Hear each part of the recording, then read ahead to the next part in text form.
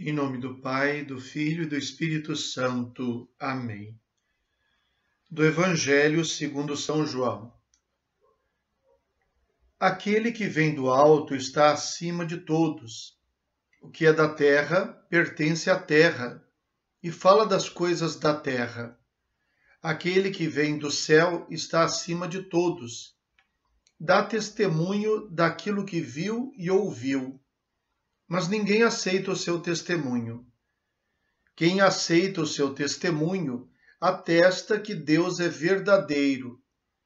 De fato, aquele que Deus enviou fala as palavras de Deus, porque Deus lhe dá o Espírito sem medida.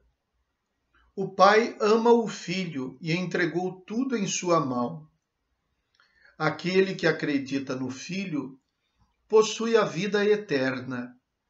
Aquele, porém, que rejeita o Filho não verá a vida, pois a ira de Deus permanece sobre ele. Palavra da salvação. O texto que nós acabamos de ler não é um texto de fácil leitura. As palavras de Jesus parecem confusas na sequência do texto que nós já temos ouvido sobre aquilo que ele diz a Nicodemos, mas basicamente Jesus está se apresentando como o enviado, como a testemunha. Ele faz uma distinção entre quem é da terra e que não pode falar sobre Deus, porque não viu a Deus. E ele, aquele que vem do céu, está acima de todos. E ele então dá testemunho daquilo que ele viu e ouviu. E com isso, então, nós vamos percebendo que Jesus vai introduzindo uma identificação entre ele e o Pai. Ele se apresenta como enviado do Pai, como aquele que viu e ouviu, como aquele que Deus enviou para falar as palavras, as suas palavras. Então, quem ouve as suas palavras está ouvindo as palavras de Deus, como disse, uma identificação com o próprio Deus, que é amado por Deus, a quem Deus entregou tudo. O Pai ama o Filho e entregou tudo em sua mão. Tudo isso para quê? Para mostrar que para aceitar a Deus é preciso aceitar o seu enviado. E o seu enviado é Jesus. Ele diz: aquele que acredita no Filho possui a vida eterna. Quem rejeita o Filho não verá a vida. Por quê? Porque o Filho se apresenta a nós como uma testemunha qualificada, como alguém que se identifica com quem o enviou.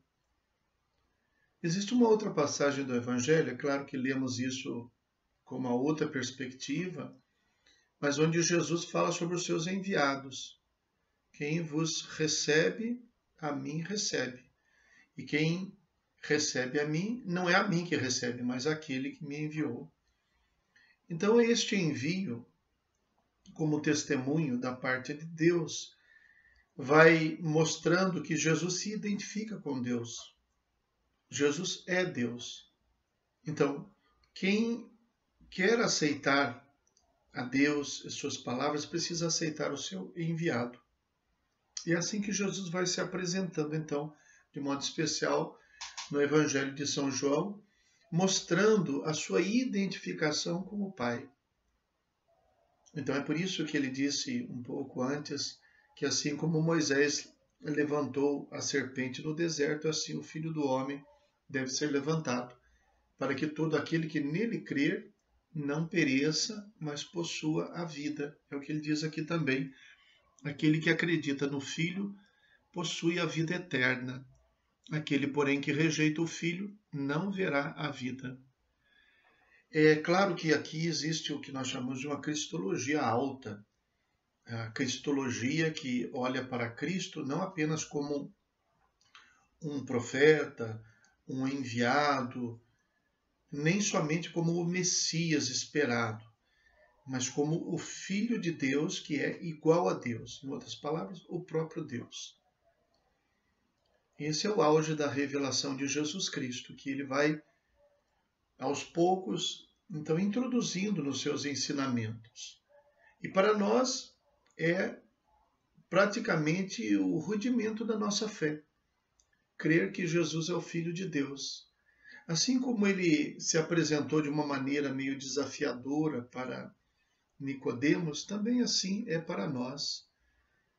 Eu preciso crer que em Jesus eu não tenho apenas as palavras que podem servir como motor para essa minha vida, mas eu preciso crer que essas palavras me conduzem para a vida eterna, porque elas são palavras de Deus, as palavras que Deus quis dirigir a nós e a mim de maneira pessoal.